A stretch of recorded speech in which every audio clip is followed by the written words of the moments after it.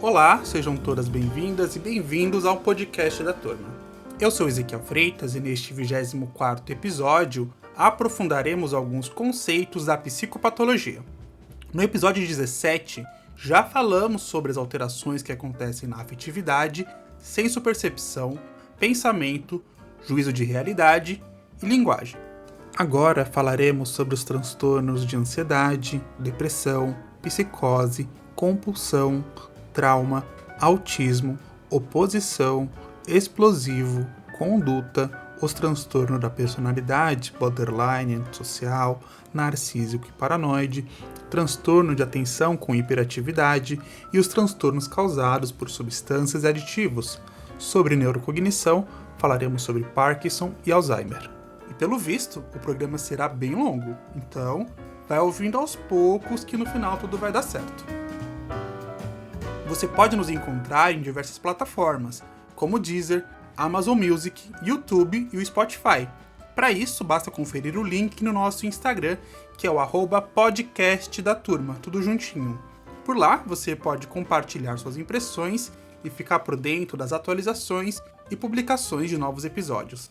Espero também que considere nos seguir. Você gosta do podcast da turma e quer nos ajudar a produzir mais conteúdos de qualidade? Para isso, basta compartilhar com colegas e amigos e assim conseguimos alcançar mais pessoas. Sua ajuda é muito bem-vinda. Vale mencionar que essa produção é realizada por graduandos em psicologia, que compartilham conosco suas pesquisas e interpretações acerca do tema que é abordado. Vamos ao conteúdo. Olá pessoal, tudo bem com vocês? Eu espero que sim. Eu me chamo Giovana Viana e hoje eu vim conversar com vocês sobre um tema muito presente no cotidiano, tanto no clínico quanto no social: os transtornos de ansiedade. A ansiedade ela é uma experiência comum a todos nós, mas quando ela se torna excessiva é prejudicial e pode configurar um transtorno que merece atenção. Vou trazer essa discussão a partir de 3 perspectivas: a classificação diagnóstica do DSM-5, a visão clínica e psicopatológica de Del-Galahondo e os achados da neurobiologia apresentados por João Quevedo. De acordo com o DSM-5, é importante diferenciar o medo e a ansiedade. O medo é uma resposta emocional imediata diante de uma ameaça real ou percebida. Já a ansiedade, ela envolve a antecipação de um perigo futuro. Ambos são naturais e até adaptativos, mas quando se tornam desproporcionais, persistentes e trazem sofrimento significativo ou prejuízo no funcionamento social, acadêmico ou profissional, falamos em transtornos de ansiedade. O DSM-5, ele traz uma categoria específica chamada transtornos de ansiedade. Dentro dessa categoria estão reunidos diferentes diagnósticos que têm em comum o medo e a ansiedade excessivos, mas se diferenciam pelo foco da preocupação e pela forma como os sintomas aparecem. No transtorno de ansiedade de separação, o medo central é ficar longe das figuras de apego.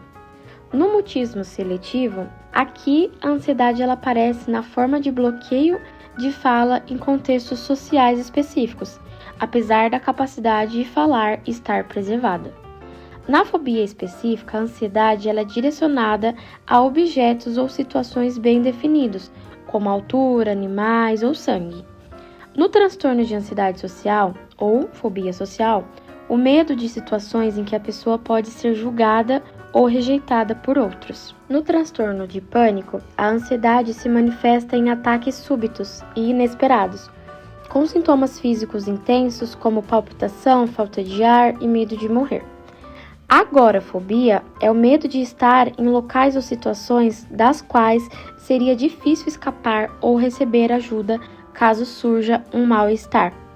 E no transtorno de ansiedade generalizada, TAG, a preocupação ela é constante, exagerada e difícil de controlar com vários aspectos da vida cotidiana. Além disso, existem os transtornos de ansiedade induzidos por substâncias ou por condições médicas, e aqueles não específicos quando os sintomas não se encaixam totalmente nos critérios formais. Ou seja, não é que tudo seja a mesma coisa, são quadros diferentes, mas que compartilham com um núcleo comum o medo e a ansiedade em excesso, cada um com seus próprios gatilhos e manifestações.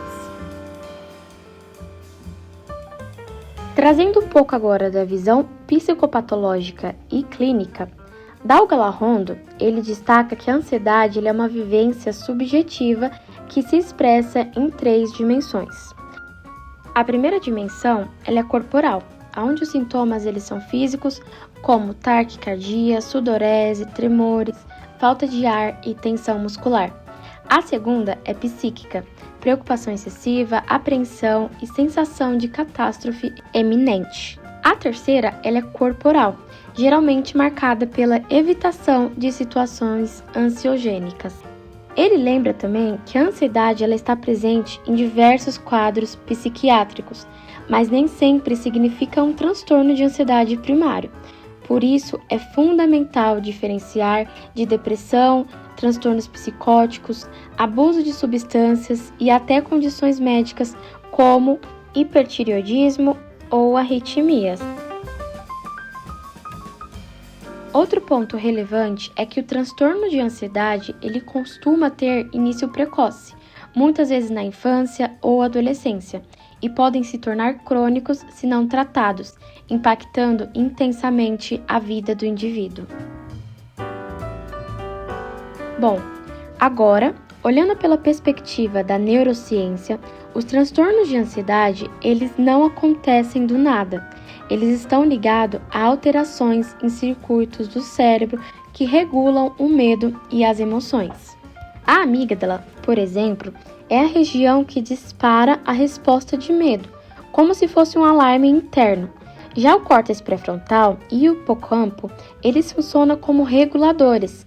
Eles ajudam a avaliar se o perigo é real ou não e a controlar esse alarme. Nos transtornos de ansiedade, a gente vê uma amígdala muito ativa e um córtex pré-frontal menos ativo, o que faz a pessoa ter mais dificuldade de desligar o medo. Além das áreas do cérebro, entram também os neurotransmissores. O GABA, que normalmente acalma e reduz a atividade cerebral, ele costuma estar em falta. A serotonina, que ajuda a regular o humor e o bem-estar, também aparece alterada. A noradrenalina, que prepara o corpo para reagir, fica em excesso, aumentando a sensação de alerta. E o glutamato, que é o excitador, pode estar hiperativo, contribuindo para o nervosismo.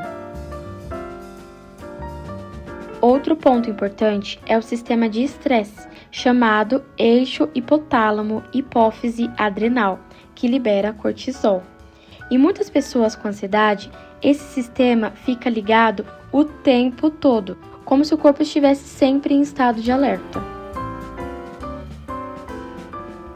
Esses conhecimentos, eles fundamentam os tratamentos atuais, desde os ansiolíticos e antidepressivos, que atuam nos sistemas de serotonina e GABA, até as psicoterapias, como terapia cognitiva comportamental, que busca reorganizar circuitos cognitivos e emocionais. Em resumo, os transtornos de ansiedade eles nos lembram que sentir medo ou preocupação é humano, mas quando isso passa a dominar a nossa vida, precisamos de cuidado, informação, tratamento e acolhimento fazem toda a diferença. Bom, eu sou Ezequiel Freitas e retorno aqui para falar sobre o transtorno depressivo ou simplesmente depressão, que acompanha a humanidade há séculos. Antigos textos médicos já descreviam estados de profunda tristeza, apatia, lentificação e perda de sentido. Hoje sabemos que esses quadros formam um conjunto amplo de transtornos depressivos, cada um com suas características, curso, intensidade e necessidades específicas de cuidado. Quando falamos em depressão, não estamos falando apenas de tristeza. Trata-se de uma alteração global de vida mental e corporal. O humor, a energia, o pensamento, o movimento, sono, apetite, memória, autovaloração e até o ritmo biológico se transformam. A pessoa perde a capacidade de sentir prazer, experimenta uma fadiga que não melhora com descanso, enfrenta uma espécie de lentidão interna que atinge tanto o corpo quanto a mente. E quando esses sintomas persistem e causam sofrimentos significativos, entramos no campo dos transtornos depressivos propriamente dito. Mas a depressão não é uma só. Existem vários tipos e compreender as diferenças entre eles é fundamental para identificar, acolher e tratar quem está passando por esse sofrimento. Episódio depressivo maior, que é o quadro mais conhecido. Ele surge quando, por pelo menos 2 semanas, a pessoa apresenta humor deprimido ou perda de interesse e prazer, acompanhados de outros sintomas associados. A energia diminui drasticamente. Tarefas simples como tomar banho ou arrumar a casa tornam-se exaustivas. O apetite pode diminuir ou aumentar. O sono pode se fragmentar, ou ao contrário, a pessoa pode dormir por longas horas sem sentir descanso. A concentração fica prejudicada e as decisões, mesmo as mais simples, passam a exigir um esforço enorme. A visão de si e do futuro é envolvida por culpa, pessimismo e desesperança, e em algumas pessoas surgem pensamentos de morte, planejamento suicida ou mesmo tentativas. Em casos graves, esse mesmo quadro pode vir acompanhado de sintomas psicóticos.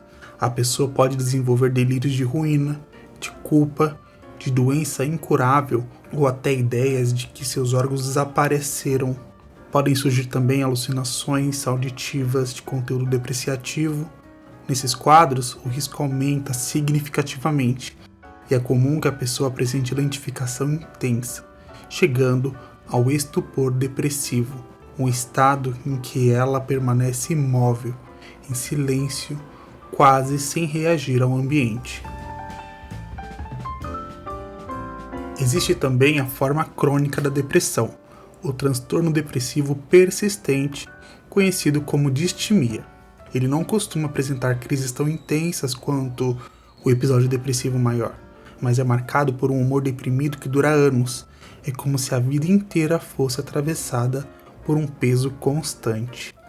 Estamos falando de um humor deprimido que acompanha a pessoa por pelo menos 2 anos, todos os dias, quase todo o tempo.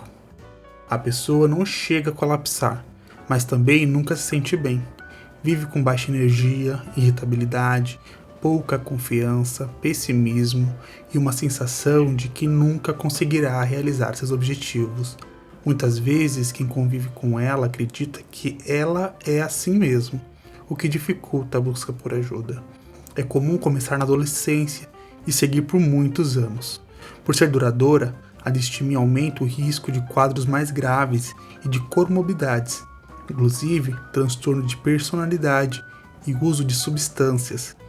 E pelo longo curso, sua recuperação na vida pode ser tão intensa quanto a depressão maior. Pessoas com distimia apresentam um risco maior de desenvolver ansiedade, dependência química e padrões de personalidade mais rígidos. A grande diferença do transtorno depressivo maior está principalmente na duração e na intensidade mais moderada dos sintomas. A depressão melancólica é uma das formas mais intensas. Aqui, a perda de prazer é profunda. Nada, absolutamente nada, gera emoção, interesse ou alívio. Mesmo boas notícias não despertam reação. E isso é muito diferente da tristeza comum. A pessoa acorda cedo, muito antes do horário habitual, com uma angústia que invade o corpo.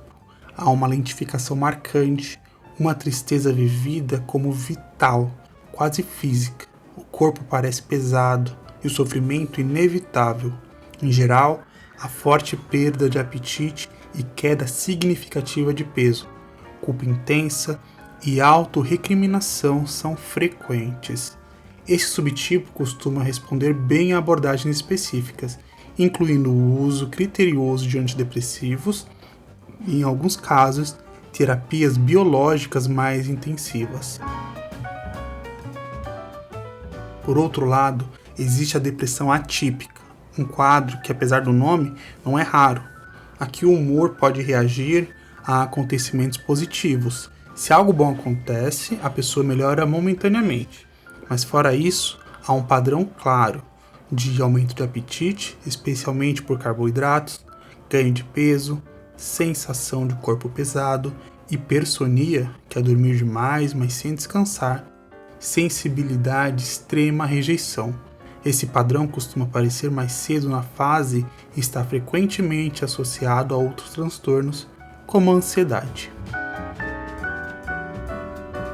A depressão psicótica representa o nível extremo do transtorno. Nesses casos, surgem delírios e alucinações congruentes ou incongruentes com o humor.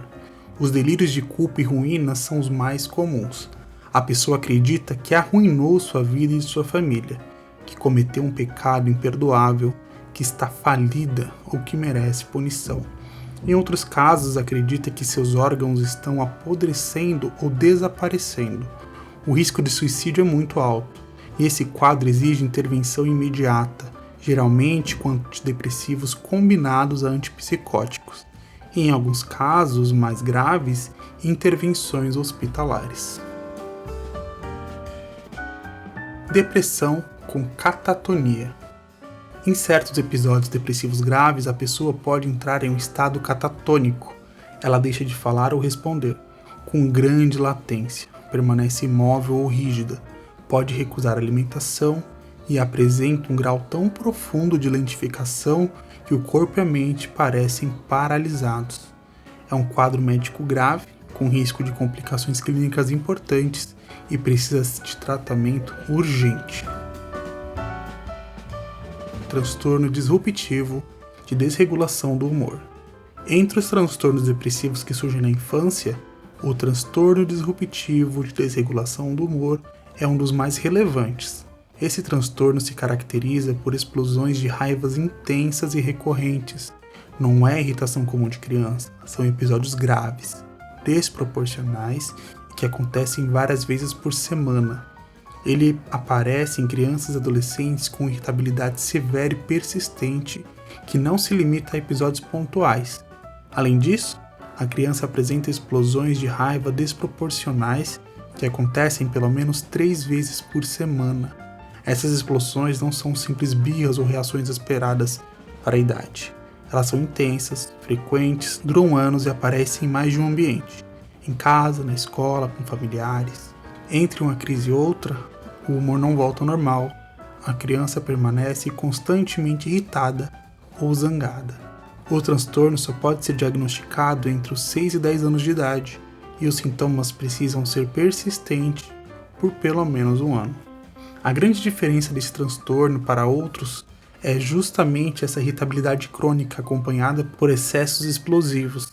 Diferencia-se do transtorno bipolar porque não há episódios distintos de euforia, e diferencia-se das depressões clássicas porque a irritabilidade é um estado basal, não é um sintoma que aparece dentro de um episódio depressivo.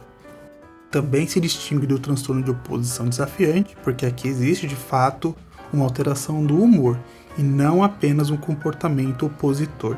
Sem tratamento, essas crianças têm maior risco de desenvolver transtornos depressivos e ansiosos na vida adulta. O tratamento envolve psicoterapia, intervenções familiares e, em alguns casos, medicação adequada. Outro quadro relacionado ao humor é o transtorno disfórico pré-menstrual. Nesse caso, sintomas depressivos intensos surgem na última semana do ciclo menstrual e melhoram logo após o início da menstruação. É um quadro que vai muito além da TPM comum, gera sofrimento, prejuízo funcional e alterações significativas do humor, incluindo irritabilidade, tristeza profunda, labilidade emocional, ansiedade e sensação de perda de controle, afetando entre 1,8% e 5,8% das mulheres. O tratamento pode incluir psicoterapia, mudanças de estilo de vida e quando necessário, intervenções farmacológicas específicas. Também podem surgir sintomas físicos, dor, inchaço, sensibilidade mamária e alterações importantes de apetite ou sono.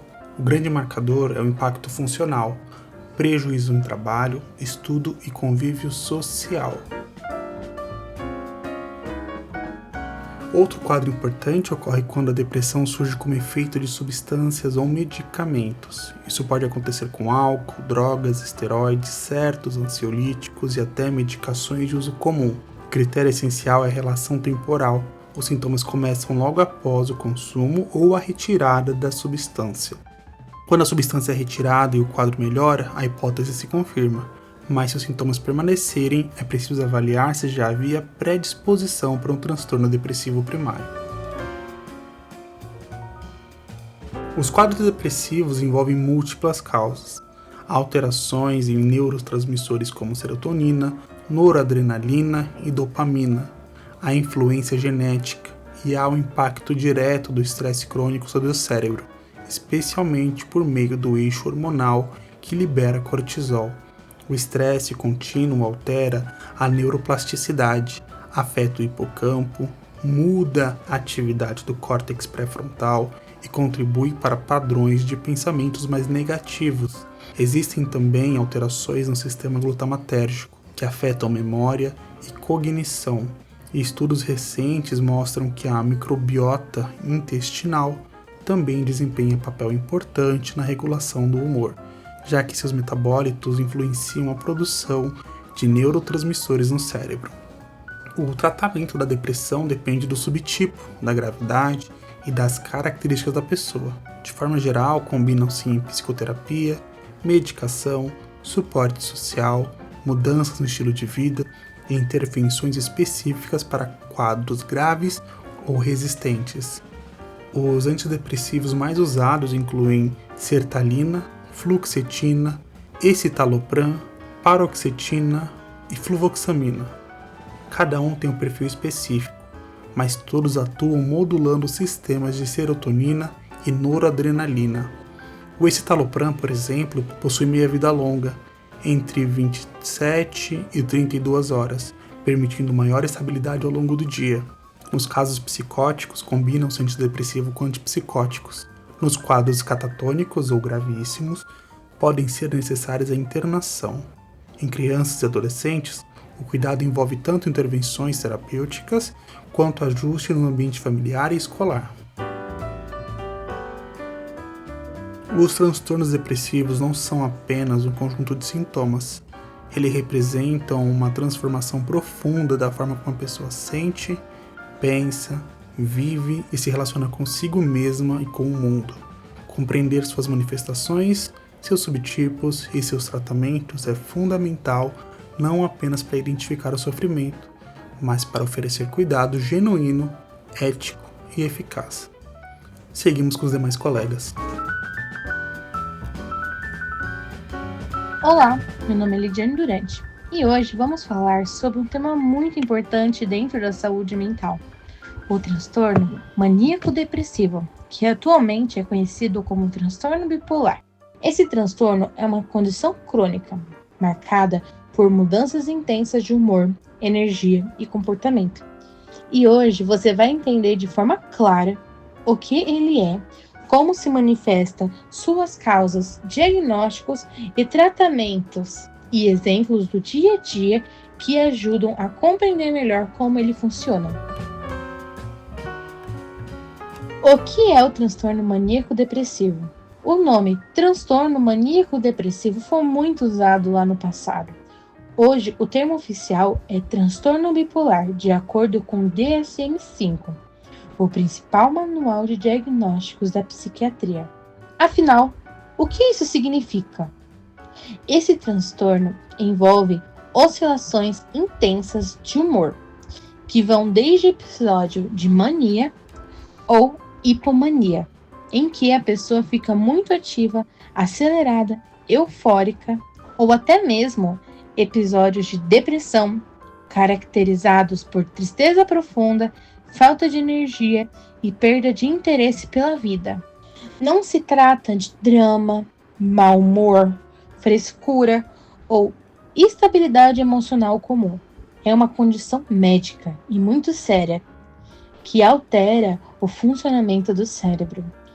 De acordo com dados da Organização Mundial da Saúde, entre 1% e 2% da população mundial vive com transtorno bipolar. Ele costuma aparecer no final da adolescência ou no início da fase adulta e afeta homens e mulheres de formas semelhantes. Entendendo os sintomas na prática. Para entender o transtorno bipolar, é importante visualizar o que acontece a cada tipo de episódio. Episódio maníaco ou hipomaníaco. Um episódio maníaco é um período de energia extremamente elevada.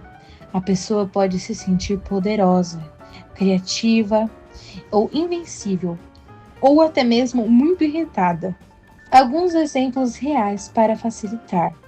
A pessoa decide que vai mudar a vida inteira em uma semana. Começar 3 projetos, planejar abrir um negócio, quer viajar, reformar a casa, tudo ao mesmo tempo. Compra impulsivamente. Roupas, móveis, eletrônicos, coisas caras que na verdade nem precisa. Dormir 2 horas e acordar a todo vapor, como se tivesse descansado a noite inteira. Fala muito, muda de assunto e tem ideias aceleradas. Assume comportamentos arriscados, dirigir em alta velocidade, sexualidade impulsiva e gastos descontrolados. Em casos mais graves, pode surgir delírios e alucinações. Por exemplo, acreditar que tem poderes especiais ou que está sendo perseguido, ou até mesmo estar ouvindo vozes. A hipomania é uma versão mais leve, a energia e euforia, mas sem delírios e sem prejuízos tão intensos. Episódio depressivo. Agora, imagine o oposto de tudo isso. Na fase depressiva, a pessoa pode sentir uma tristeza profunda e persistente, perder interesses por atividades que antes traziam prazer, sentir fadiga intensa, ter alterações no sono, dormir demais ou quase não dormir, mudança no apetite, dificuldade de se concentrar e pensamentos de inutilidade ou até mesmo pensamentos suicidas. Um exemplo simples e algo muito importante. Entre um episódio e outro, pessoas têm períodos de vida estáveis. Isso não significa que o transtorno desapareceu. Ele é recorrente. Por que isso acontece? As causas exatas ainda não são totalmente conhecidas, mas sabemos que o transtorno bipolar é multifatorial. Genética é um dos fatores mais fortes. Gêmeos idênticos têm 70 a 80% de chances de ambos terem o transtorno, se um é diagnosticado. Neuroquímica. Alterações em neurotransmissores como serotonina, dopamina e noradrenalina estão envolvidas. Pesquisa com ressonância magnética mostram diferenças na atividade cerebral. Fatores ambientais. Estresse intenso, abuso de substância, traumas na infância e grandes eventos de vida podem desencadear ou piorar os episódios. É como se o cérebro tivesse um desregulador interno de humor, e certas situações externas conseguem associar a esse sistema.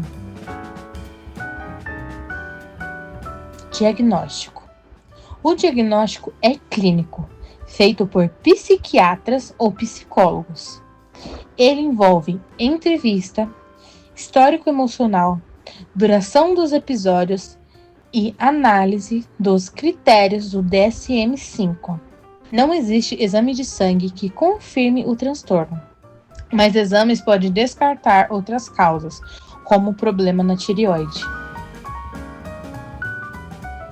Opções de tratamento. A boa notícia é: o tratamento funciona, e funciona muito bem. Ele geralmente inclui 1. Medicamentos. Estabilizadores de humor como o lítio, anticonvulsivantes, antipsicóticos e, em alguns casos, antidepressivos. Estudos clínicos mostram que o tratamento medicamentoso reduz recorrências entre 60% a 80%. 2. Psicoterapia. As mais usadas são terapia cognitivo comportamental, TCC, terapia interpessoal. Elas ajudam o paciente a reconhecer sinais de recaída, organizar a rotina e lidar com emoções extremas. 3. Estilo de vida. Sono regular, rotina organizada, exercícios, alimentos saudáveis, evitar álcool e drogas. Apoio familiar e social. Em casos graves, pode ser necessário a hospitalização temporária. É importante reforçar que, com o tratamento adequado, a maioria das pessoas levam uma vida produtiva e estável. O transtorno bipolar é uma condição séria, mas totalmente tratável. Quanto mais cedo houver diagnóstico, maior é a qualidade de vida da pessoa.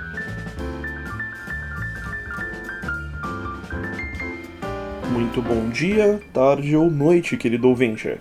Eu sou o Marcos e é um prazer estar de volta aqui neste podcast. Hoje nosso tópico abordado serão os transtornos psicóticos. Quando a gente fala de transtornos psicóticos, o primeiro e normalmente o único que vem à cabeça tende a ser a esquizofrenia, não é? Mas é importante entender que o espectro psicótico é muito mais amplo, e entender isso é um passo essencial para todo estudante de psicologia. Hoje eu quero te explicar, de uma forma clara e abrangente, o que são os transtornos psicóticos seguindo o nosso DSM-5, como eles se diferenciam entre si e por que é tão importante reconhecer seus sinais precoces em fases iniciais. Então, pega uma água, um café, um chá, respira fundo e vamos entender o que realmente acontece quando alguém perde o contato com a realidade. Primeiro, o que é a psicose? A psicose é um termo clínico, ela vai descrever uma alteração profunda da percepção de realidade. Isso significa que a pessoa pode ver, ouvir, acreditar ou interpretar o mundo de uma forma completamente diferente da maioria. O DSM-5 define 5 sintomas principais que caracterizam esse estado. Vamos passar por eles aqui um pouco rapidinho. O primeiro são os delírios. São crenças falsas, fixas e resistentes à lógica. Por exemplo, alguém acredita que está sendo perseguido por câmeras do governo ou que possui uma missão divina secreta que só ele pode completar. Segundo, são as alucinações. São percepções sem estímulo real, como ouvir vozes que ninguém mais ouve ou sentir algo tocar a pele sem nada ali. Terceiro, são pensamentos e falas desorganizadas. As pessoas podem começar falando de um assunto e de repente saltar para outro sem conexão, usando frases confusas ou inventadas. Quarto, tem comportamento motor anormal ou catatônico. Isso inclui agitação, gestos sem propósito ou o oposto, ficar completamente imóvel por longos períodos de tempo. E por fim, os sistemas negativos, que são aqueles mais sutis, mas devastadores. Falta de motivação, embotamento afetivo, pobreza de fala, retraimento social, todos são sintomas que drenam a vida da pessoa. Esses 5 eixos, delírios, alucinações, desorganização, comportamento e sintomas negativos, são a base de qualquer diagnóstico dentro do espectro psicótico.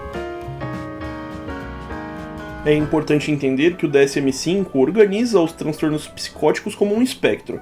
Isso significa que eles variam em intensidade, duração e os tipos de sintomas. Vou apresentar alguns dos quadros e seguindo ali de ordem crescente, dos mais breves até os crônicos.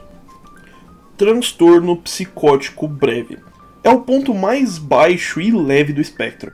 O transtorno psicótico breve dura pelo menos um dia, mas normalmente menos de um mês.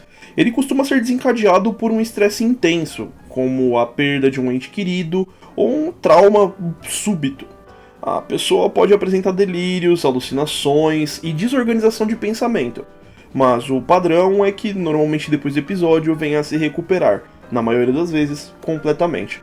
É como se o cérebro tivesse entrado em um curto por um tempo e depois voltasse ao normal. Transtorno esquizofreniforme. Aqui a duração aumenta. Os sintomas duram entre 1 a até 6 meses. Ele é considerado um diagnóstico intermediário. Se passar dos 6 meses, passa a se tratar de esquizofrenia. A boa notícia é que cerca de 1/3 dos pacientes com esse quadro tem recuperação total.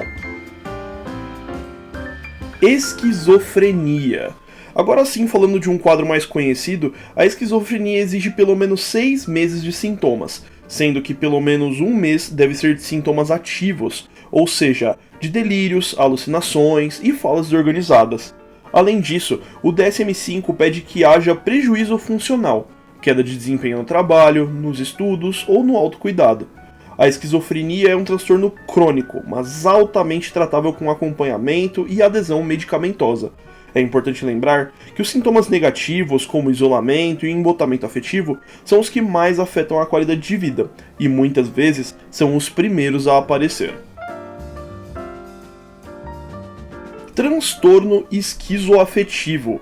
Aqui, a psicose se mistura com alterações de humor. O transtorno esquizoafetivo ocorre quando a pessoa apresenta sintomas psicóticos junto com um episódio depressivo ou maníaco. Mas o detalhe é o seguinte: os sintomas psicóticos também aparecem fora do episódio de humor. Se eles só existissem durante a mania ou a depressão, a gente estaria falando de um transtorno bipolar com características psicóticas, e não de um transtorno esquizoafetivo. Transtorno delirante. No transtorno delirante, o delírio é o centro do quadro. São crenças falsas, mas com um certo grau de plausibilidade, como acreditar que está sendo traído, perseguido, ou que tem uma conexão secreta com uma celebridade. Fora desse delírio específico, a vida da pessoa pode parecer completamente normal. Ela mantém rotina, conversa normalmente, trabalha, estuda. É um tipo de psicose mais sutil, porém muito difícil de abordar em terapia, justamente porque o delírio é fixo e resistente. E por último, temos os quadros secundários.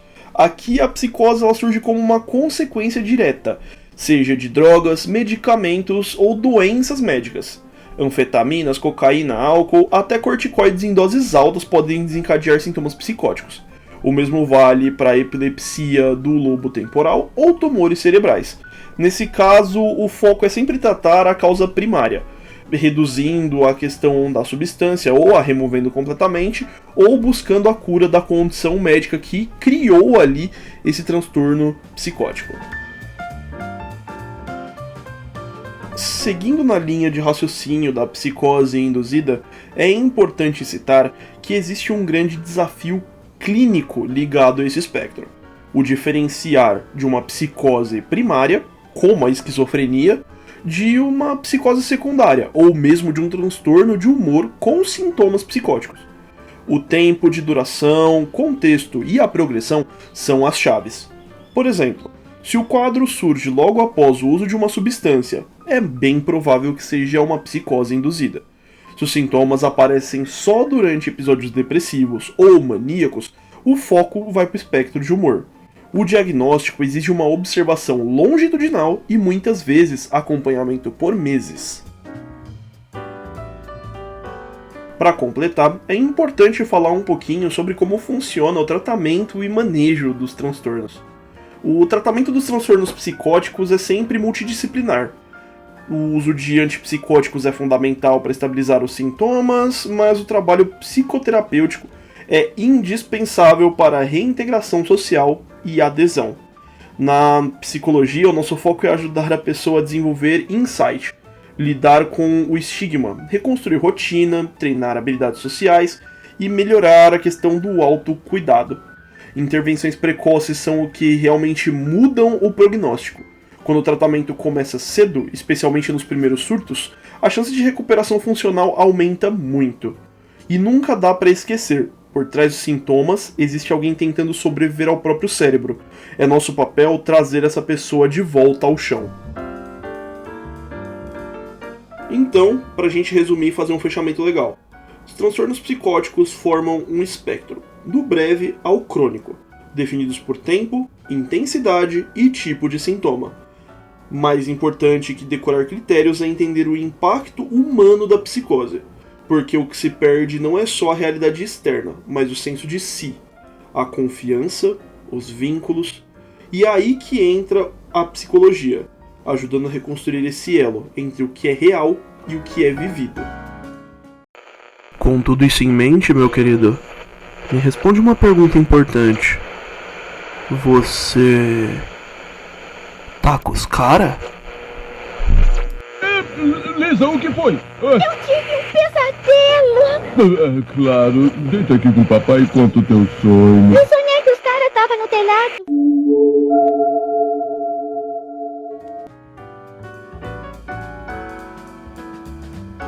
Olá, eu sou a Júlia. E no nosso tópico de agora eu vou falar um pouquinho sobre o transtorno obsessivo compulsivo, ou mais conhecido pela sua sigla TOC. Para esse nosso resumo, foram utilizadas como fontes o livro Psicopatologia e Semiologia dos Transtornos Mentais, do Paulo Dalgalarrondo, o Manual Diagnóstico de Transtornos Mentais DSM-5 e o website do portal Drauzio Varela, um artigo sobre transtorno obsessivo compulsivo, escrito pela Maria Helena Varela Bruna. Bom, eu começo falando para vocês que o TOC possui certa interação com o transtorno de ansiedade. Mas em algumas classificações atuais, eles separam em um capítulo devido às crescentes evidências da relação desses transtornos entre si, em termos de uma gama de validadores de diagnóstico. E aí mais pra frente, quando a gente falar sobre os critérios, vai ficar um pouco mais claro essa diferenciação com o transtorno de ansiedade na utilidade clínica. O TOC, ele se caracteriza principalmente pelos quadros de obsessão e compulsão. As obsessões são ideias, pensamentos, fantasias ou imagens persistentes que surgem de forma recorrente. Eles são intrusivos e indesejados e podem causar angústia ou sofrimento para o indivíduo. No exemplo que o Dalgalarrondo deu em seu livro, ele fala que um jovem é invadido com o pensamento que a Virgem Maria é uma prostituta ou imagina tendo relação sexual com a irmã. Ele identifica que isso é um pensamento absurdo e irracional, e é uma coisa que ele não possui controle.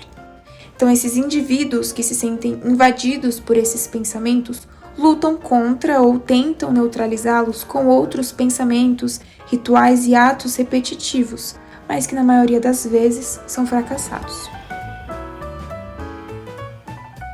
Já nos quadros compulsórios ou as compulsões, predominam comportamentos e rituais repetitivos como resposta a uma obsessão ou regras que devem ser rigidamente seguidas. Esses rituais compulsórios são vistos como única forma de livrar os pensamentos obsessivos por algum tempo, aliviando a ansiedade.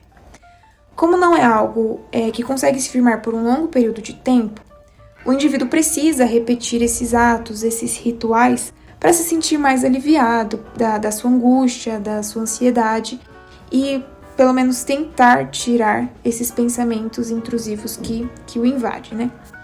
Alguns exemplos mais conhecidos das compulsões são lavar as mãos ou tomar banhos inúmeras vezes, colocar objetos em ordem, verificar repetidamente se as portas e janelas estão fechadas, ou seja, no geral, ele se desenvolve nas áreas da limpeza, checagem ou conferência, contagem, organização, simetria, colecionismo, e eles podem variar ao longo da evolução da doença. Dentro das compulsões são criadas regras mágicas, que são infundadas e caracterizadas pela sua catastrofização, utilizando um termo da TCC, mas é um cenário muito improvável de acontecer que o indivíduo cria essas regras como única forma de resposta a esses pensamentos. Então, por exemplo, eu vou verificar o fogão 30 vezes, senão minha casa vai pegar fogo. Ou se eu não lavar as mãos 5 vezes por dia, eu não vou conseguir aquela vaga no emprego.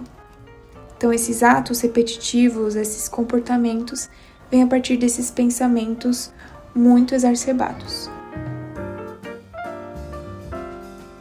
É importante ressaltar que esses pensamentos, essas obsessões ou compulsões tomam tempo de vida do indivíduo ou causam, um sofrimento clínico significativo, prejudicando seu funcionamento social, profissional ou em outras áreas. Em alguns casos clínicos, o diagnóstico fica comprometido, pois não é fácil demarcar com precisão o limite entre a obsessão e a fobia, ou entre a ideia delirante e a obsessão com insight ausente ou uma crença delirante, ou seja, quando o indivíduo está convencido que as crenças do toque são verdadeiras. Bom, os critérios apresentados pelo DSM-5 para o diagnóstico de toque é necessário que haja a presença de obsessões ou compulsões ou ambas. Então, não necessariamente as obsessões e as compulsões elas precisam andar juntas para o diagnóstico de toque, Como a gente falou anteriormente, elas tomam tempo da vida do indivíduo, por exemplo, mais de 1 hora por dia, causando prejuízo no seu funcionamento cotidiano. Os sintomas não se devem aos efeitos fisiológicos de uma substância, seja ela lícita ou ilícita, medicamentos, uso abusivo de drogas ou a outra condição médica apresentada pelo indivíduo. O diagnóstico de toque ele vai se dar quando a perturbação apresentada pelo indivíduo não é mais bem explicada pelos sintomas de outro transtorno mental. E aí que entra a nossa diferenciação. Por exemplo, no transtorno de ansiedade generalizada, há preocupações excessivas. No transtorno dismórfico corporal, há preocupação com a aparência. Os atos do transtorno da tricotilomania, onde o indivíduo arranca os cabelos do couro cabeludo ou os pelos do corpo. Nas preocupações delirantes ou pensamentos delirantes do transtorno da esquizofrenia ou outros transtornos psicóticos, ou então os padrões repetitivos de comportamento, do TEA. Bom, a partir dos critérios, é necessário se especificar nos insights. E aí o insight bom ou razoável é aquele que o indivíduo reconhece que as crenças apresentadas na sua obsessão ou compulsão provavelmente não são verdadeiras. Elas são irracionais e infundadas. Ele tem essa consciência. O indivíduo com insight pobre já é aquele que acredita que são provavelmente verdadeiras. Diferente do insight bom, ele tende a acreditar que é verdadeira. E no insight ausente ou nas crenças delirantes, o indivíduo está completamente convencido que as crenças das suas obsessões, das suas compulsões são verdadeiras, elas vão acontecer se ele não seguir as suas regras, se ele não fazer os seus rituais. Espero que eu tenha ajudado você que está ouvindo o nosso podcast e ótimos estudos!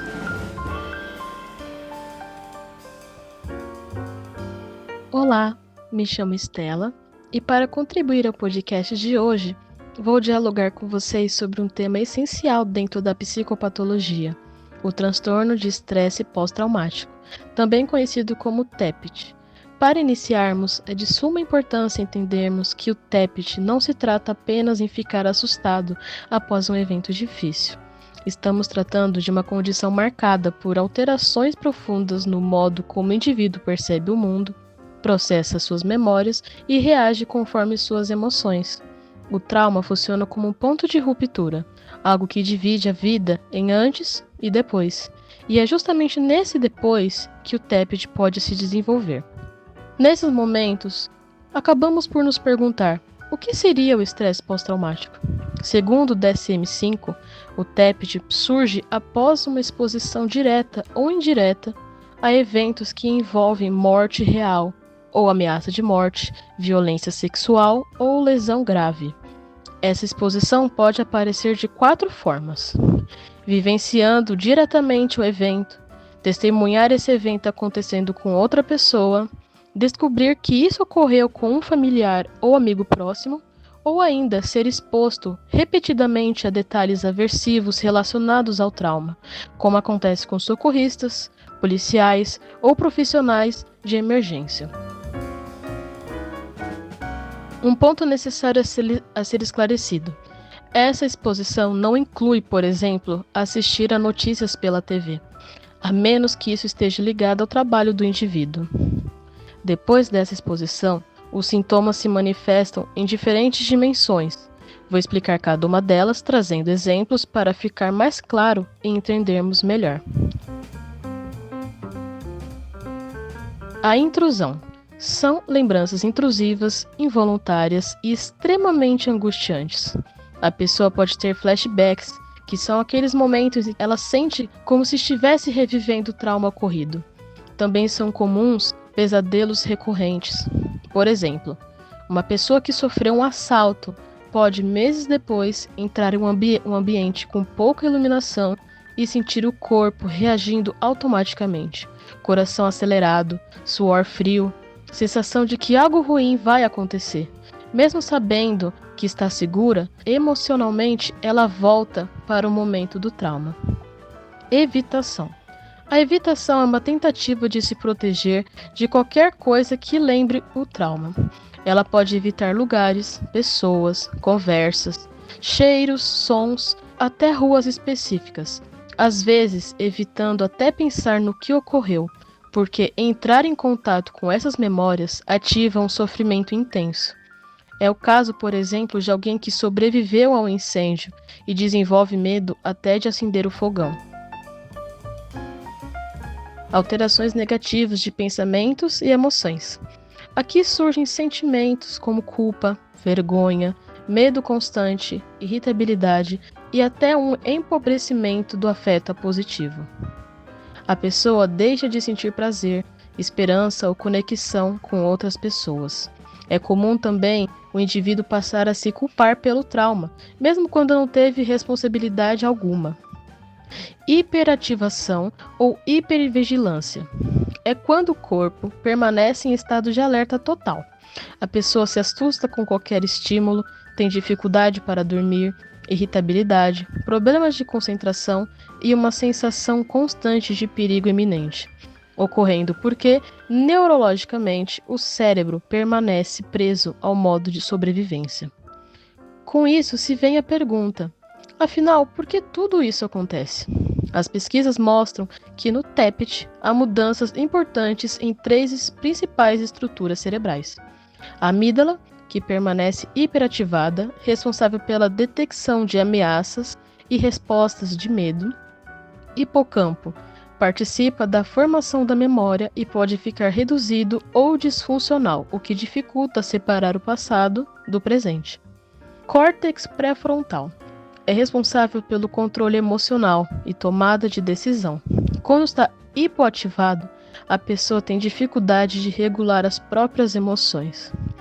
Por isso, o trauma não é algo em que a pessoa supera simplesmente com força de vontade. Há um impacto real no funcionamento cerebral. Demonstra-se fundamental também entendermos a diferença entre estresse agudo e TEPT, porque apesar de dividirem muitos sintomas, eles possuem duração e evolução diferentes. O estresse agudo surge logo após o evento traumático e dura entre 3 dias e 1 mês. Por exemplo, imagine uma pessoa que acabou de sofrer um acidente de carro. Durante as primeiras semanas, ela tem dificuldade para dormir, evita entrar em veículos, apresenta sudorese e taquicardia sempre que vê a rua do acidente. Essas reações são intensas, mas fazem parte da resposta imediata ao trauma e podem desaparecer conforme o organismo processa a experiência. No TEPT, os sintomas persistem por mais de 1 mês e começam a impactar o funcionamento geral da pessoa. Por exemplo, alguém que foi vítima de um assalto à mão armada e mesmo após vários meses, continua tendo pesadelos, flashbacks, evita sair de casa à noite, sente medo constante de ser atacado e vive em hipervigilância. Nesse caso, o trauma deixou de ser apenas uma memória e passou a influenciar sua vida cotidiana. Então, resumindo para tornar mais simples e fixarmos, o estresse agudo é uma resposta imediata, intensa, porém temporária. O TEPT, por outro lado, é persistente, duradouro e necessita de acompanhamento especializado.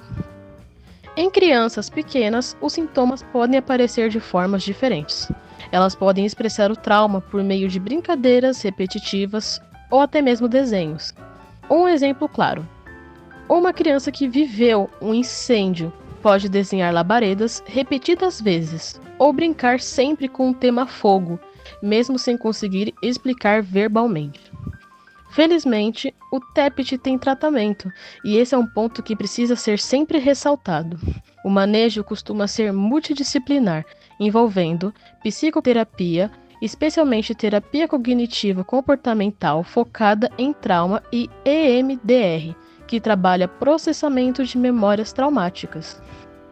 Psiquiatria com uso de medicamentos em alguns casos, como os antidepressivos inibitores seletivos da recaptação de serotonina. A cetralina, por exemplo, aumenta a disponibilidade de serotonina nas sinapses e ajuda na regulação do humor e da ansiedade. E técnicas complementares como respiração diafragmática, exercícios de relaxamento e práticas meditativas.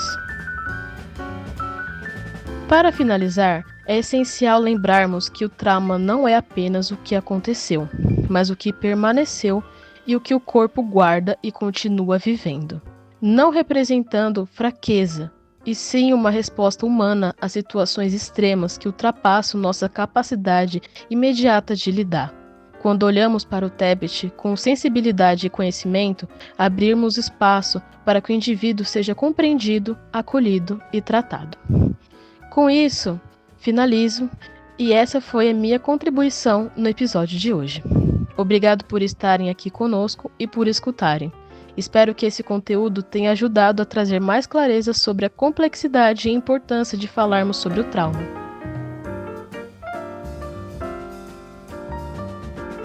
Olá, turma! Sou a Débora Beixer e, a convite da Harumi, estou aqui para falar um pouco sobre o transtorno do espectro autista, ou TEA. Um conceito fundamental é que o TEA é um transtorno do neurodesenvolvimento. E o que isso significa? É que a base do transtorno já está presente desde cedo durante o desenvolvimento do cérebro. Então a criança ela já nasce com autismo e os sintomas visíveis se tornam mais claros e perceptíveis lá para os 2 anos, quando a demanda social aumenta, como vimos em aula, né? Mas também pode ser visto antes dos 12 meses de idade, se os atrasos do desenvolvimento forem graves. Que aí a gente acompanha pelos marcos do desenvolvimento, a lupa palha. E segundo o DSM-5, o diagnóstico do TEA exige que os déficits estejam presentes em 2 domínios principais. Isso é o que a gente não pode esquecer, que é o critério A, o déficit na comunicação e interação social. Este é o pilar da dificuldade de se relacionar. Ele exige que todos os 3 déficits a seguir estejam presentes, que é o déficit na reciprocidade socioemocional, que é a dificuldade em conversas normais, compartilhar interesses, emoções, é a dificuldade na troca, sabe, de responder, de começar uma conversa. O déficit no comportamento comunicativo não verbal, que é a dificuldade em usar ou entender o contato visual e a linguagem corporal, as expressões faciais, emocionais. Eles têm uma dificuldade em entender a comunicação indireta ou de metáforas. Um exemplo é dar um gelo em alguém. O significado que é pretendido é ignorar a pessoa, tratá-la com frieza, mas a interpretação no TEA ela é literal. E ele pode pensar que você literalmente colocou gelo na outra pessoa. Então temos que ter cuidado e paciência na comunicação, para sermos o mais direto possível. E o déficit em relacionamentos, que a pessoa tem dificuldade em fazer amigos, em variar o comportamento social ou em se interessar por outras pessoas. Aí entramos no critério B, que são os padrões restritos e repetitivos de comportamento. Este pilar fala da rigidez e do foco. É preciso ter pelo menos 2 dos seguintes pontos. Movimentos repetitivos, que são as estereotipias. São movimentos motores, como chacoalhar as mãos, enfileirar brinquedos, balançar o corpo. A rigidez com rotinas, que é a insistência na mesmice e resistência a pequenas mudanças. Eles têm uma grande dificuldade com a quebra de rotina e a imprevisibilidade. Os interesses restritos, que são interesses anormais, intensos, um foco muito grande. Um exemplo é no hiperfoco em peixes, que a professora deu, onde eles podem passar dias pesquisando e adquirindo conhecimento extenso, que acaba sendo até um motivador também para a gente conseguir acessar melhor, né, a criança até. Então a gente usa muito do seu hiperfoco para poder entrar nesse mundinho deles e trazer prazeres para outras coisas, né, variar assuntos, brincadeiras e enfim. Dentro do critério B, temos também a sensibilidade sensorial, que temos a hipo e a hiperatividade. O indivíduo, ele pode ser muito sensível ou hiperreativo à luz, com a textura, ou ter falta de sensibilidade, que é o hiporreativo, como a dor. Concluímos o critério A e B, e é muito importante que a gente tenha um olhar profissional. Como Dal Galarrondo nos lembra, olhamos o sujeito de forma completa, observando os sinais para entender o quadro clínico e o impacto funcional. E é isso, turma. Estudem esses 2 pilares e o conceito do neurodesenvolvimento e uma boa sorte na prova.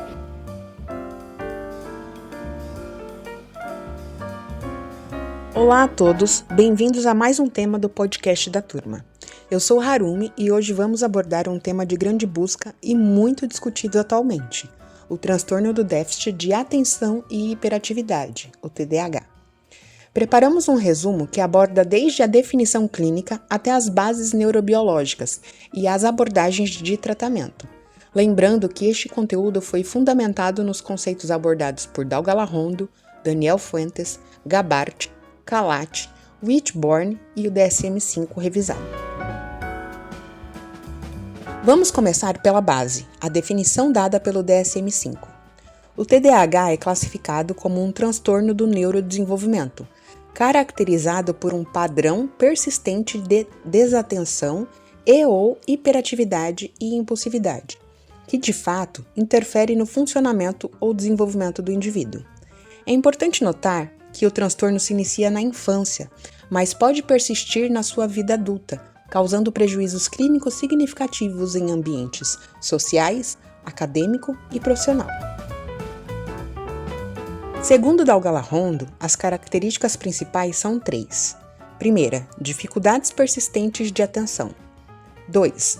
Hiperatividade, que é exaustiva e excessiva para o nível de desenvolvimento da pessoa. 3. Impulsividade, um ato rápido realizado sem pensar nas consequências. A dificuldade central aqui é a incapacidade de manter a atenção em tarefas ou atividades, o que inclui jogos, diálogos e trabalho. Na vida cotidiana, o paciente tem problemas para se organizar, completar tarefas e manter o foco. Lembre-se, em adultos, a hiperatividade pode assumir formas mais sutis, como uma inquietação interna ou a sensação constante de inquietude. Mergulhando no cérebro, a perspectiva neuropsicológica, segundo Daniel Fuentes, mostra que o TDAH envolve déficits em múltiplas funções cognitivas. Destacam-se especialmente a velocidade de processamento, a atenção, a inibição comportamental e a memória operacional. Esses déficits explicam as dificuldades de aprendizado e desempenho acadêmico. O TDAH tem forte base neurobiológica, com disfunções em circuitos corticais e subcorticais ligados à regulação da atenção e ao controle inibitório. Temos alterações neuroquímicas importantes, envolvendo neurotransmissores como a dopamina e a noradrenalina. E o que a neuroimagem nos diz?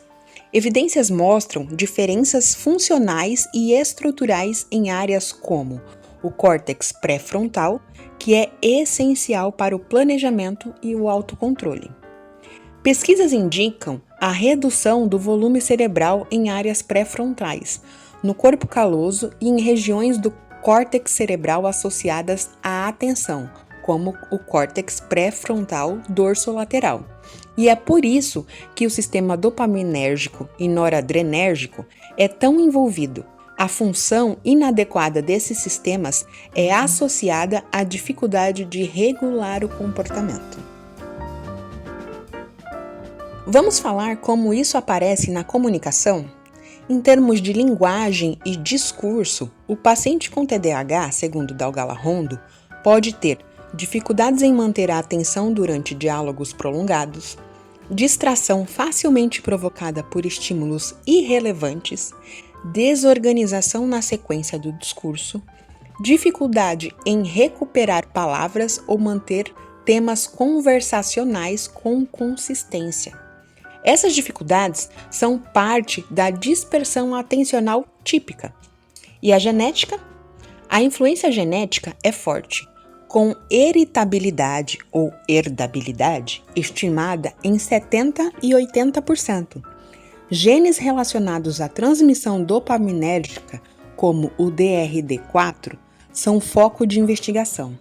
A ocorrência em vários membros de uma mesma família é um forte indicativo dessa base genética. A compreensão mais completa do TDAH, segundo Whitbourne, envolve a abordagem biopsicossocial, que considera os fatores biológicos, que são predisposição genética e neuroquímica, os fatores psicológicos, dificuldades de aprendizagem e emoções, fatores socioculturais, ambiente familiar, escolar e social. A dinâmica familiar também tem um papel importante na evolução e manejo. O diagnóstico é individualizado e criterioso. Utilizamos o modelo mais robusto que define o TDAH como um transtorno único, mas com modificadores dimensionais que refletem a severidade dos sintomas. A severidade é classificada em faixas sintomáticas, de 0 a 2 sintomas, considerado leve ou baixo, de 3 a 5 sintomas, considerado moderado ou subclínico, 6 ou mais sintomas, alto ou grave. E é fundamental fazer o diagnóstico diferencial, distinguindo o TDAH de outros transtornos, como transtornos de aprendizagem, desenvolvimento intelectual e o transtorno do espectro autista. O tratamento do TDAH é multimodal e deve ser personalizado, incluindo intervenções farmacológicas, o uso de estimulantes como metilfenidato ou não estimulantes, intervenções psicossociais, terapia cognitivo-comportamental, por exemplo, para manejo dos sintomas e regulação emocional. A abordagem psicodinâmica pode ajudar a explorar vivências subjetivas, conflitos emocionais e o impacto do transtorno. Suporte educacional através de adaptações curriculares e acompanhamento próximo. Educação e orientação familiar para compreensão do transtorno e suporte adequado em casa.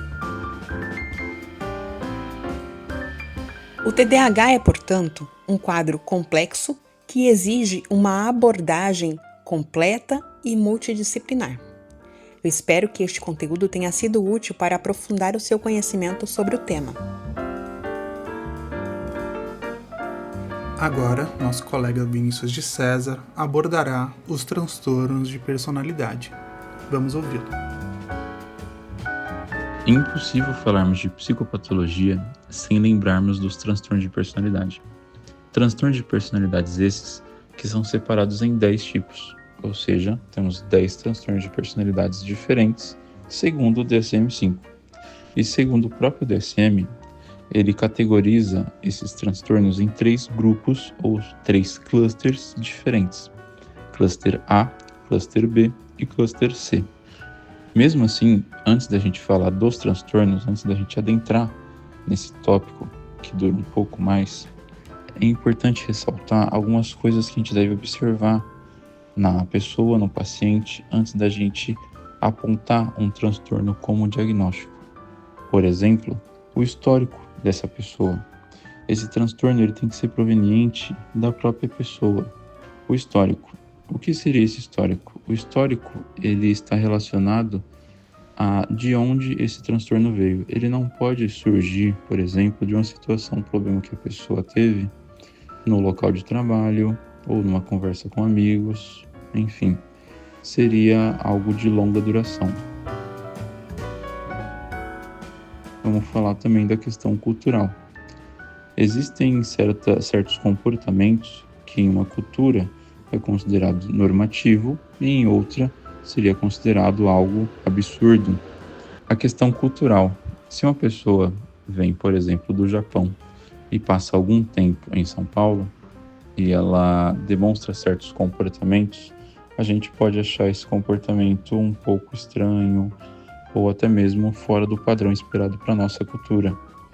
Mas não quer dizer que isso é um transtorno, até porque é algo cultural, subjetivo que aquele sujeito carrega com ele desde o seu desenvolvimento.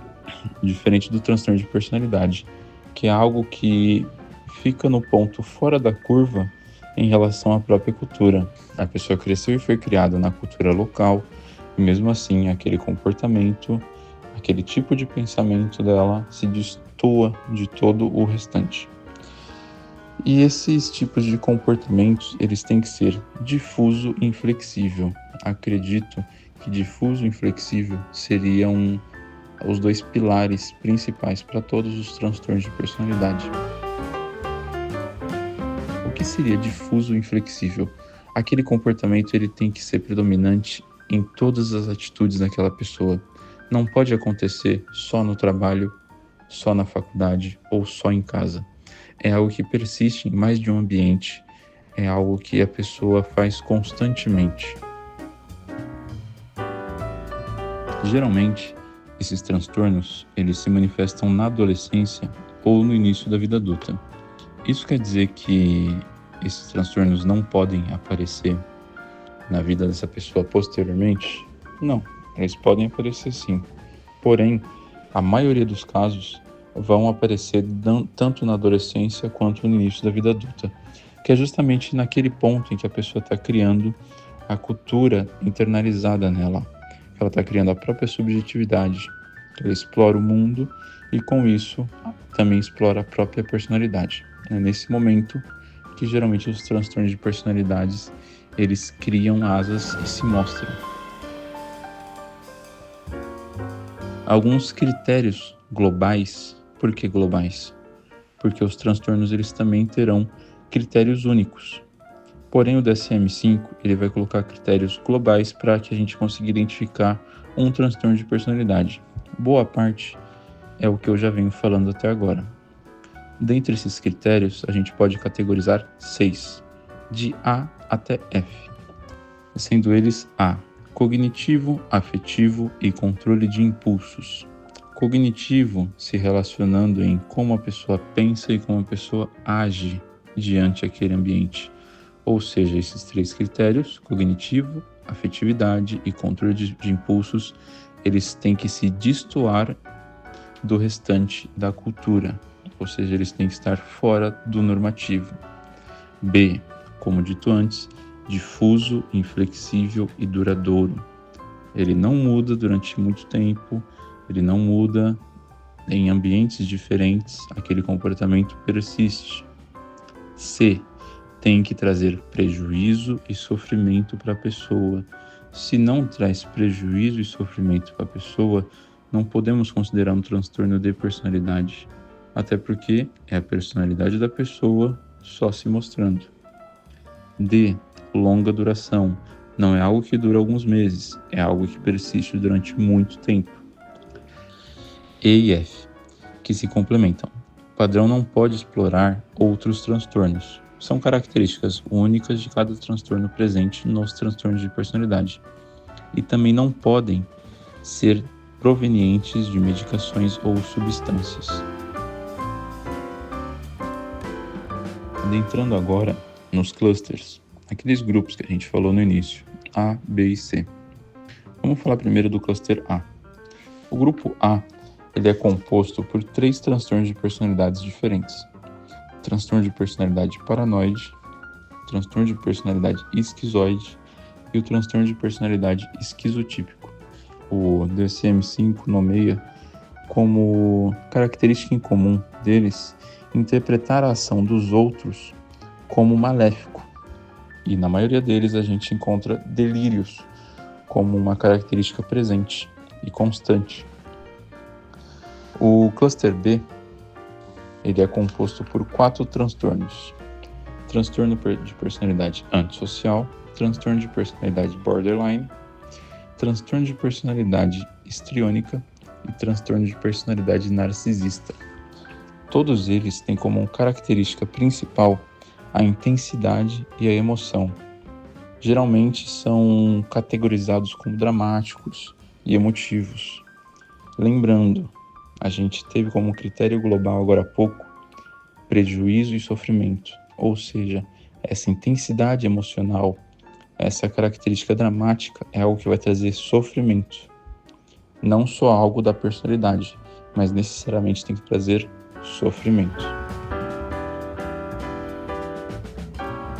E por fim, o cluster C, que é representado por 3 transtornos de personalidade.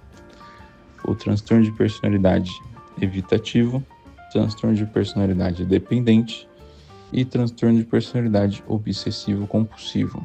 Esses transtornos têm em comum ansiedade e medo. São características que o DSM-5 nomeiam como algo em comum entre eles. E aqui, transtorno de personalidade obsessivo-compulsivo é diferente do TOC, porque aqui ele tem como principal pilar o perfeccionismo. Vamos falar um pouco agora sobre 4 transtornos de personalidade, começando pelo paranoide. O transtorno de personalidade paranoide, ele tem algumas características próprias, mas a principal seria a pessoa achar que os outros estão querendo prejudicá-la. Tem aquela sensação de perseguição em relação a alguém que quer o meu prejuízo, e ela é constantemente desconfiada. Essa linha de raciocínio seria algo principal dentro do transtorno de personalidade paranoide. Transtorno de personalidade antissocial. O DSM descreve ele como alguém que desrespeita e viola os direitos dos outros e não sente remorso. Diferente do senso comum, aqui o antissocial não é alguém que se isola, e sim alguém que não se importa com os vínculos sociais. Ele não se importa em respeitar eticamente uma conversa entre 2 pessoas que não diz respeito a ele. E ele se intromete nessa conversa e pode adentrar como se fizesse parte daquele cotidiano. Isso seria um exemplo, né? Então, no caso, esse antissocial está atrelado a não querer socializar culturalmente. Ele pode até estar dentro daquele ambiente social, mas interagir socialmente seria outra coisa. Transtorno de personalidade borderline. Ele tem características muito intensas, é muito instável em tudo, nas relações, na imagem de si, nas emoções. Ele é sempre intenso. O transtorno de borderline carrega essa característica própria dele. E também o transtorno de personalidade narcisista. Esse transtorno de personalidade, ele tem uma falta de empatia muito grande, precisa de admiradores constante e sente-se grandioso muita parte do tempo. Esses seriam os 4 transtornos de personalidade que a gente pode destacar dentre esses 10. Lembrando que traço de personalidade não é transtorno, ou seja, não é só porque uma pessoa é inconveniente que ela vai ter um transtorno de personalidade antissocial, ou não é só porque a pessoa é muito vaidosa que ela é narcisista. Então, traços de personalidades a gente não pode confundir com transtornos. Por isso que existem os critérios globais, e dentro dos critérios globais a gente vai ter os critérios específicos de cada transtorno. Lembrando também que a cultura interfere muito na avaliação desse diagnóstico, que a cultura que a pessoa está inserida tem que ser levada em conta. No início, eu dei o exemplo de alguém de outra nacionalidade, mas a gente poderia, por exemplo, imaginar alguém que fosse do Nordeste brasileiro e de repente viajasse para o sul, do extremo sul do Brasil. As culturas seriam totalmente divergentes, então certos comportamentos a gente pode estranhar ou pode considerar não normativo. Então a cultura que a pessoa está inserida, tanto social quanto subjetivamente, tem que ser levada em conta para não patologizar algo irreal ou normal para aquela pessoa.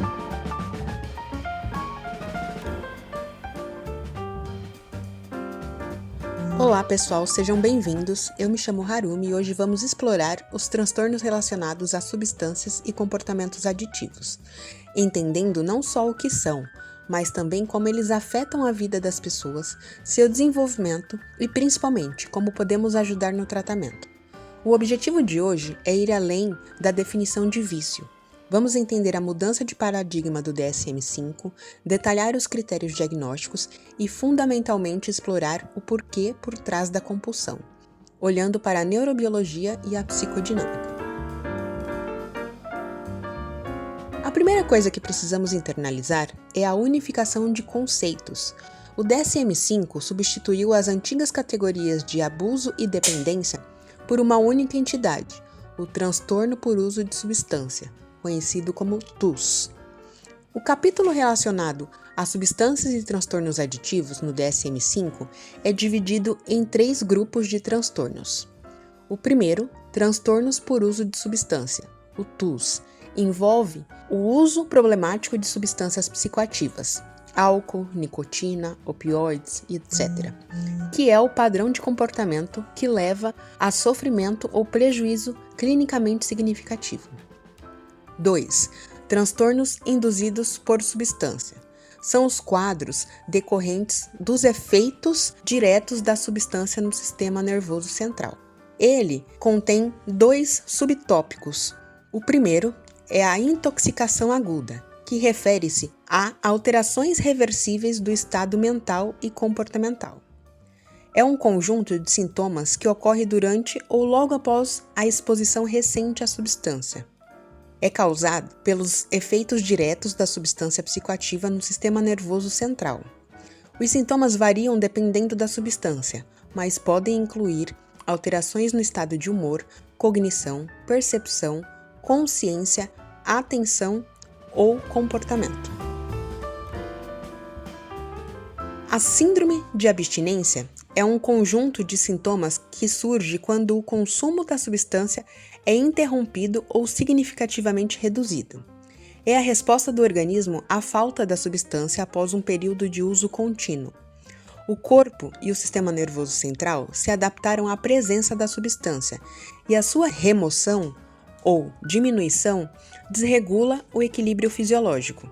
Os sintomas são frequentemente aliviados pela reposição da substância. Os sintomas são geralmente opostos aos efeitos da intoxicação da substância. Além da intoxicação e abstinência, esta categoria do DSM-5 também pode incluir outros transtornos induzidos por substâncias, como transtornos psicóticos, transtornos bipolares, transtornos depressivos, transtornos de ansiedade e transtornos do sono, quando são explicitamente induzidos pelo uso ou abstinência de uma substância específica. O terceiro grupo de transtornos são os transtornos aditivos. Existem os transtornos aditivos comportamentais, como o jogo patológico, conhecido como ludomania, que não envolvem substâncias, mas apresentam a mesma ativação do circuito de recompensa cerebral. Atenção! É importante ressaltar que, até o momento, no capítulo do DSM-5, o transtorno de jogo, o jogo patológico, é o único comportamento aditivo formalmente incluído, devido às fortes evidências de que ele compartilha a neurobiologia da recompensa com o TUS. Outros, como o vício em internet ou compras, são listados apenas para estudos adicionais. Neurobiologia, o dilema do querer versus o gostar. O uso de substâncias ativa o circuito mesocorticolímbico. A dopamina está primariamente ligada ao querer, a motivação para buscar a recompensa, e não ao gostar da recompensa em si. Esse reforço positivo, forçado no querer, impulsiona o comportamento compulsivo da adicção, o que explica a compulsão mesmo com prazer decrescente. Como exemplo, imagine alguém que continua jogando compulsivamente, mesmo perdendo dinheiro e se afastando da família, pois a necessidade de querer a recompensa é muito forte. Esses transtornos são devastadores para a vida social, familiar e ocupacional. O uso problemático pode levar à perda do emprego, insônia e prejuízos nas relações interpessoais. O curso geralmente é progressivo e marcado por recaídas, especialmente porque a abstinência e a insônia dificultam a manutenção do processo de abstinência. Um exemplo claro que vivemos isso é quando um estudante deixa de entregar um trabalho ou uma pessoa que perde o emprego por estar intoxicado ou de ressaca. Do ponto de vista psicodinâmico, o uso compulsivo pode ser uma forma de automedicação para um sofrimento emocional intenso e também uma fuga de um superego rígido e punitivo. Segundo a perspectiva de Leon Wurzer, um psicanalista conhecido por seus estudos profundos sobre a dependência química e a psicanálise das neuroses graves, afirmou: quão interessante é notar que, diferente da ideia comum, muitos dependentes não têm um superego fraco, mas sim excessivamente rígido e usam as substâncias para fugir da culpa e do tormento interno. Cabe aqui uma pergunta de reflexão. Se a cocaína alivia a depressão e os narcóticos diminuem a raiva, o que a escolha da substância nos revela sobre o afeto que a pessoa tenta evitar? Para diagnosticar o transtorno por uso de substância, o DSM-5 nos fornece 11 critérios. Para fins didáticos, é muito útil agrupá-los em 4 grandes domínios. E lembrando, o diagnóstico é feito quando o paciente manifesta pelo menos 2 desses 11 critérios em um período de 12 meses. Vamos a esses 4 domínios que nos ajudam a entender a jornada da adicção. Primeiro, domínio do baixo controle. O primeiro domínio se engloba os critérios 1 a 4. Trata da perda da capacidade de limitar o uso. Aqui, o indivíduo perde a régua, a capacidade de dizer não ou de parar. O sintoma mais marcante desse domínio é a fissura, aquele desejo forte, avassalador e quase compulsivo de usar a substância. Pense no seguinte: um paciente estava sóbrio há 6 meses, mas ao passar por um bar que costumava frequentar, ele sente uma urgência física e mental incontrolável de entrar e beber. Essa urgência, ativada por um simples estímulo ambiental, é a fissura em ação. 2. Domínio da deterioração social. Avançando para o segundo domínio, critérios do 5 ao 7º, vemos como o uso começa a tomar o lugar de tudo na vida da pessoa. O foco principal é que o uso se torna prioritário e causa prejuízo nas áreas de vida. O critério aqui é a falha nas obrigações. Trata-se do uso recorrente que resulta em faltas importantes, levando a perdas. O exemplo clássico é de um pai ou mãe que perde o emprego por estar frequentemente intoxicado ou de ressaca, ou do estudante que simplesmente deixa de entregar trabalhos importantes devido ao consumo. O uso passa a ser mais importante que as responsabilidades. 3. Domínio do uso arriscado. No terceiro domínio, critérios do 8 e 9, o que observamos é a persistência do uso, apesar das consequências negativas e perigos evidentes. A pessoa já está consciente dos riscos, mas mesmo assim continua. O critério é o perigo físico. O paciente continua usando a substância mesmo em situações de risco, como, por exemplo, um indivíduo que continua usando cocaína mesmo após ter tido episódios de taquicardia severo e dor no peito. Ele está ignorando a consciência de um problema físico sério que é exacerbado pela droga, mas não consegue parar. Quarto, domínio farmacológico. Por fim, o quarto domínio, que engloba os critérios 10 e 11, aponta para a adaptação fisiológica do organismo. Estes são os critérios clássicos da dependência física, onde encontramos a tolerância, que é quando o corpo se acostuma e o paciente precisa de doses progressivamente maiores para atingir o efeito que obtinha antes. E a abstinência. O uso da substância é mantido não mais pelo prazer, mas para evitar o mal-estar físico e psicológico que surge quando ela falta no organismo. Entender esses 4 domínios nos permite ver o TUS não é apenas sobre o uso da substância, mas sobre a perda de controle, o colapso da vida social e a adaptação biológica do corpo.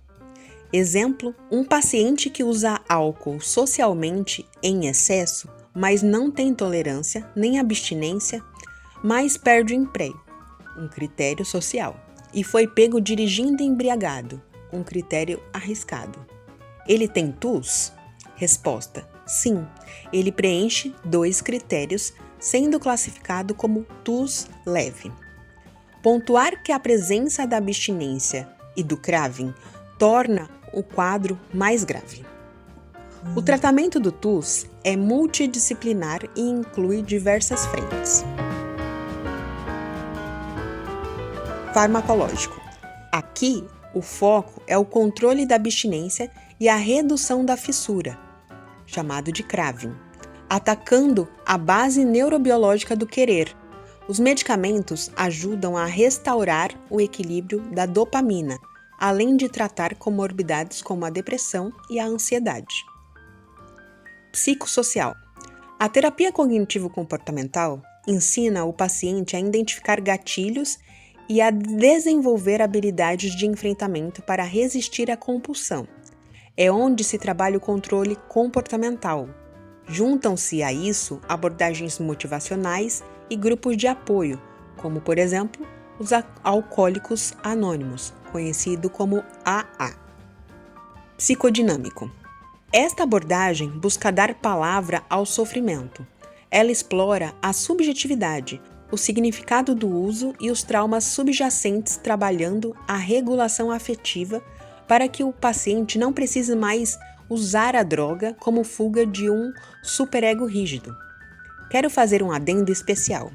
O manejo do sono é crucial.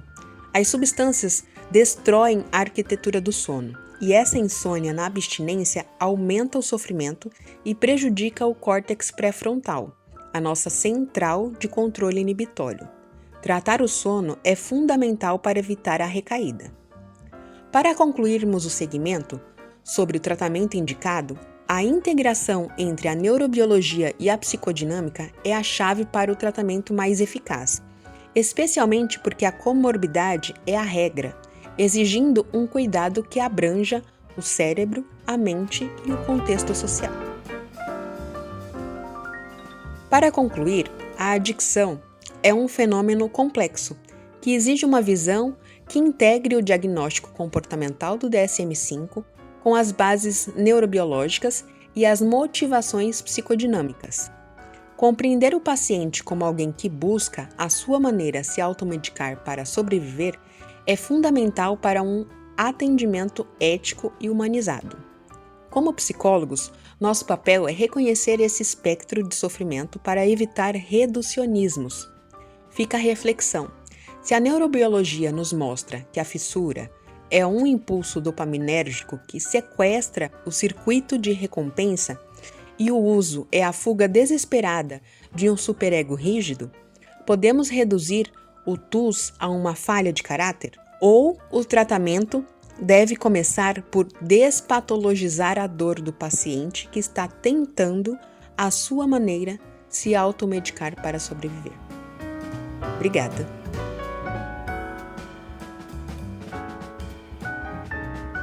Olá, meu nome é Stacy. Hoje eu vou te explicar 3 transtornos relacionados à regulação emocional, convivência e comportamento. O transtorno de oposição desafiante, o transtorno explosivo intermitente e o transtorno de conduta. Primeiro, vamos falar do transtorno de oposição desafiante, ou como podemos chamar de TOD. O TOD é descrito no DSM-5 como um padrão persistente de irritabilidade, discussões e oposição, que dura pelo menos 6 meses. Mas antes, eu vou traduzir isso para você de alguma forma prática. O TOD é, antes de tudo, uma dificuldade de regulação. É um cérebro que reage com intensidade à frustração, mudança de rotina e sensação de injustiça. Não é teimosia, não é malcriação. É neurocomportamental. Aqui vão alguns exemplos práticos de como identificar o TOD. 1. Dificuldade com mudanças de atividade. Você diz: vamos guardar os brinquedos. A criança trava, franze a testa e responde irritada: agora não, eu tô brincando. E insiste nisso, mesmo quando você tenta falar calmamente. Isso não é falta de limite, é dificuldade de transição. 2. Responder com intensidade a orientações. Um adolescente recebe uma regra, por exemplo, entregar o celular na escola, e imediatamente vem: mas por que? Não faz sentido, isso é errado. Ele não está tentando dominar o adulto. Ele está tentando lidar com uma emoção que chega forte demais para ele. 3. Irritabilidade como padrão. Coisas pequenas que geram reações gigantes.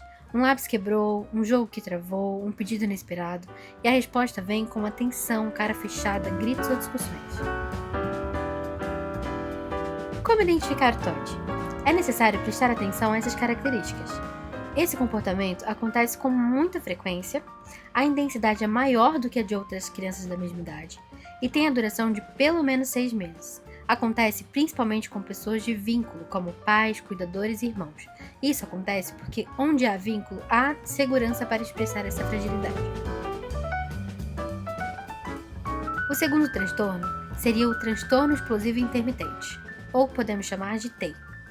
O TEI é marcado por explosões emocionais rápidas, intensas e totalmente desproporcionais ao gatilho. E o ponto principal é: não são planejadas, são impulsivas, o corpo reage antes da ação. Aqui vão alguns exemplos práticos de como identificar o TEI. 1. Erro pequeno, reação enorme. Um copo cai no chão, a pessoa grita, bate a mão na mesa, chora, joga algo, dura segundos. E depois, ela vem com um olhar confuso, aquele arrependimento que diz: eu não queria ter feito isso. 2. Discussão que vira tempestade instantânea. Uma conversa normal vira gritaria em 10 segundos. A pessoa descreve como: eu nem pensei, só veio. 3. Agressividade impulsiva. Empurrar, arremessar objetos, quebrar algo, não por frieza, mas por perda de controle momentâneo. Como reconhecer o TEI? Explosões que duram menos de 30 minutos, o gatilho é pequeno, mas a reação é gigante, e há arrependimento depois, prejudica relações e o ambiente. O terceiro transtorno seria o transtorno da conduta, ou podemos chamar de TC. O transtorno da conduta é mais complexo.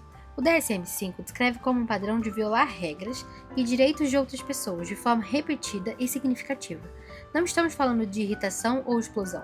Estamos falando de comportamentos planejados, frios e muitas vezes voltados a ganhar ou perder o controle. Aqui vão alguns exemplos práticos. 1. Agressões intencionais. Brigas frequentes, intimidações, ameaças. Não é impulso, é ação pensada. 2. Crueldade com pessoas ou animais, quando a pessoa machuca de propósito, sem estar desregulada emocionalmente. 3. Furtos recorrentes. Roubar objetos de casa, escola ou de lojas, muitas vezes com estratégia. 4. Violações graves de regras. Fugir de casa, não frequentar a escola antes dos 13 anos, destruir propriedades. O que diferencia o TC? Persiste por 12 meses ou mais, aparece em vários contextos e tem impacto mais significativo. Quando falamos sobre esses transtornos, muitos pensamentos e estigmas surgem a respeito da criança e dos pais, mas gostaria que pudéssemos pensar com carinho nessa situação para que possamos compreender melhor o contexto e como acolher essa família. A criança não é o transtorno, ela tem o transtorno. Isso significa que ela precisa de apoio, não de punição. O TOD, o TEI ou o TC não surgem por falta de limite, por birra ou mau caráter. São dificuldades reais de autorregulação emocional, influenciadas por genética, ambiente, rotina, experiência e desenvolvimento neurológico. Toda criança quer acertar, toda criança quer ser amada, toda criança aprende quando um adulto oferece o caminho certo. Agora vamos falar de possíveis técnicas de tratamento diante desses transtornos. 1. Treinamento parental. Reforço positivo. Os pais cuidadores reforçam com palavras ou atitudes o comportamento positivo da criança. Por exemplo, eu percebi o seu esforço, isso importa. Previsibilidade.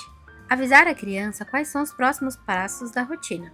Ajuda ela a prever as próximas atividades, o que dá mais tempo para que ela se autorregule emocionalmente. Por exemplo, daqui a 5 minutos vamos ter que guardar os brinquedos, tudo bem? Regras claras. Os adultos estipulam poucas regras com instruções mais objetivas. Por exemplo, sem gritar, não bater, pedir ajuda. Esse tópico pode ser executado como um manual de instruções simples, um cartaz onde tem algumas regras simples para que a criança esteja sempre vendo. Manejo de crises. Quando uma criança entra em crise, grita, chora, bate, joga objetos, corre, perde completamente o controle, o cérebro dela está funcionando de modo de emergência. Uma ordem de manejo simples pode mudar essa situação. Ambiente, corpo e diálogo. O ambiente vem primeiro porque o estímulo demais piora a crise. Então afasta objetos, diminui barulho, pede para outras pessoas saírem e usa o tom de voz mais baixo. Não tente explicar nada agora, só deixa o espaço mais seguro e mais calmo. Depois vem o corpo. E aqui é ajudar a criança a baixar a ativação. Respirar junto, falar pouco, ficar perto sem pressionar, deixar ela descarregar a emoção. Enquanto o corpo dela está acelerado, não existe diálogo possível. E só quando ela estiver mais calma, respirando melhor, olhando de novo, com o corpo mais solto, aí sim você conversa. E conversa de forma curta e clara. O que aconteceu, o que ela sentiu e o que ela pode fazer da próxima vez. Comunicação firme e gentil. Eu sei que está difícil, eu estou aqui. Além disso, podem ser aplicadas algumas técnicas de reeducação comportamental que aprendemos na TCC, como identificar emoções, que envolve nomear gatilhos, treinar respostas alternativas, desenvolver autocontrole e trabalhar pensamentos distorcidos, treinando as habilidades sociais. Algum exemplo simples. A criança perde no jogo, aí você nomeia as emoções, ajuda a se autorregular com a respiração e pede pausa. 3. Intervenções familiares e escolares, que envolvem uma rotina mais previsível, redução das demandas em momentos de exaustão, comunicação integrada entre a escola e a família e estratégias mais consistentes entre os adultos. Falar sobre esses transtornos é falar de humanidade, é olhar para aquilo que antecede o comportamento, para a dor, para o cansaço, para o pedido silencioso de ajuda. Quando a gente entende, a gente acolhe, e quando a gente acolhe, tudo se transforma.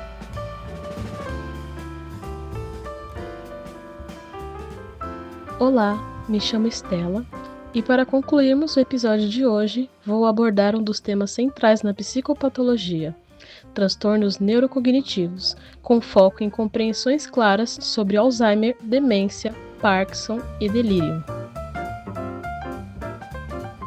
Para iniciarmos, o que seriam os transtornos neurocognitivos? Os transtornos neurocognitivos, ou TNCs, são condições clínicas em que há um declínio adquirido de funções cognitivas que antes estavam preservadas. Isso significa que memória, atenção, linguagem, funções executivas, percepção ou cognição social sofrem deteriorização devido a danos estruturais ou químicos no cérebro. Diferentemente de transtornos do neurodesenvolvimento, os TNCs surgem após uma fase da vida em que a cognição estava íntegra. Por isso, chamamos de um declínio a partir de um nível previamente alcançado. A classificação atual diferencia os TNCs em leves e maiores, considerando gravidade e impacto funcional. O TNC leve representa um declínio cognitivo que não compromete a autonomia. o indivíduo ainda consegue desempenhar suas atividades cotidianas básicas, embora perceba que não é mais como antes. Trazendo um exemplo claro, imagine uma senhora de 72 anos que começa a esquecer onde deixou objetos ou precisa consultar sua lista de compras com mais frequência. Ela ainda é independente, mas relata que as tarefas parecem mais cansativas e que grandes reuniões a deixam exausta cognitivamente. Já no TNC maior, o prejuízo cognitivo interfere diretamente na vida diária, comprometendo a autonomia. A pessoa passa a depender de terceiros para tarefas importantes, como um senhor de 80 anos que passa a repetir a mesma pergunta várias vezes ao dia. Esquece de pagar contas, não consegue organizar sua rotina sozinho e apresenta dificuldade para encontrar palavras simples. Então, resumindo para um maior entendimento, o leve trata-se de um prejuízo notável na cognição, mas sem perda de independência. O maior, prejuízo significativo com perda de autonomia e impacto direto no funcionamento cotidiano. Agora vamos estabelecer os conceitos essenciais dos principais TNCs. A demência, conhecida com o termo guarda-chuva, já que se define como um conjunto de sintomas caracterizados por um declínio progressivo das funções cognitivas e intenso o suficiente para prejudicar a autonomia da pessoa. Diferentemente do envelhecimento normal, na demência o prejuízo é mais frequente, mais grave e afeta tarefas do cotidiano. Ela se desenvolve lentamente com sinais que surgem de forma sutil e vão se intensificando ao longo dos anos. No início aparecem dificuldades com memória recente e organização. Em fases intermediárias, surgem problemas mais evidentes de linguagem, orientação e tomada de decisões. Nos estágios avançados, podem surgir dependência total, alterações de comportamento e perda de reconhecimento de pessoas e ambientes. As causas mais comuns incluem Alzheimer, demência vascular e demências associadas ao Parkinson. A idade é o principal fator de risco, mas condições como AVC, traumatismo craniano e doenças cardiovasculares também aumentam a vulnerabilidade. A doença de Alzheimer é a causa mais comum de demência no mundo, tendo como características iniciais o início com perda de memória recente, progressão lenta e contínua, degeneração causada pelo acúmulo de proteínas beta-amiloide e tau. Afeta primeiro o hipocampo e o córtex associado à memória. Já em casos de evoluções, podemos destacar esquecimento de fatos recentes, dificuldades linguísticas, alterações do raciocínio e da orientação, modificações comportamentais e de personalidade e dependência completa. Um exemplo clínico. Uma idosa começa a esquecer eventos do dia anterior, repete histórias e se perde em locais familiares. Com o avanço, perde autonomia para administrar medicamentos e mais tarde até para atividades básicas, como se vestir. Infelizmente ainda não há cura, porém há medicamentos que retardam o declínio, além de fisioterapia, terapia ocupacional e rotinas estruturadas que ajudam a manter qualidade de vida. O Parkinson é uma doença primariamente motora, causada pela diminuição da dopamina na substância negra. Possui como sintomas principais tremor de repouso, rigidez muscular, lentidão dos movimentos, alterações na marcha e redução do olfato. No início, a cognição pode estar preservada, porém, em fases avançadas, pode surgir a demência associada ao Parkinson, caracterizada por lentidão de pensamentos, alucinações visuais, desatenção e dificuldade de planejamento. Como meio de tratamento, podemos citar medicamentos, fisioterapia e fonoaudiologia e estimulação cerebral profunda em casos selecionados. O delírio é considerado o TNC mais comum no ambiente hospitalar e se caracteriza por ser agudo, reversível e flutuante. Suas características essenciais são instalação rápida, horas a dias, alteração de atenção e nível de consciência, desorientação temporoespacial, pensamento confuso, inversão do ciclo sono-vigília, alucinações, especialmente visuais. Citando seus subtipos como hiperativo, que promove a agitação e inquietação, hipoativo, apatia e sonolência, muitas vezes confundido com depressão, e o misto, que significa a alternância entre ambos. Um exemplo: um idoso internado por infecção urinária passa a ver animais imaginários à noite, não reconhece o local onde está e alterna entre irritação e apatia. Após tratar a infecção, o quadro regride. Retomando as diferenças chaves entre Alzheimer, Parkinson e delírio. O Alzheimer é um progressivo e lento. Começa pela memória e não é reversível. O Parkinson começa nos movimentos, a demência pode surgir tardiamente e o tratamento dopaminérgico é eficaz para sintomas motores.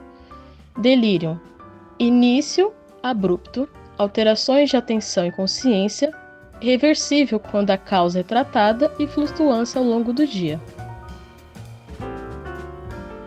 E assim encerramos o episódio de hoje, entendendo como esses conceitos não apenas aprimoram nossa prática profissional, mas também nos preparam para lidarmos com a complexidade do cuidado ao indivíduo e às famílias envolvidas. Agradeço pela sua presença e espero que este episódio ajude a trazer clareza, responsabilidade científica e sensibilidade ao tema. Assim concluímos mais um episódio do podcast da turma. Portanto, te agradeço por ter nos acompanhado nessa maratona de conhecimento. Aproveito para enaltecer todos os colegas que, com muito empenho e generosidade, tornaram esse episódio possível. Reforço o convite para que você nos siga no Instagram, pois divulgaremos por lá novos programas, que é o @podcastdaturma. Aproveita e compartilha para aquela pessoa que também está na jornada da graduação ou que simplesmente gosta do assunto.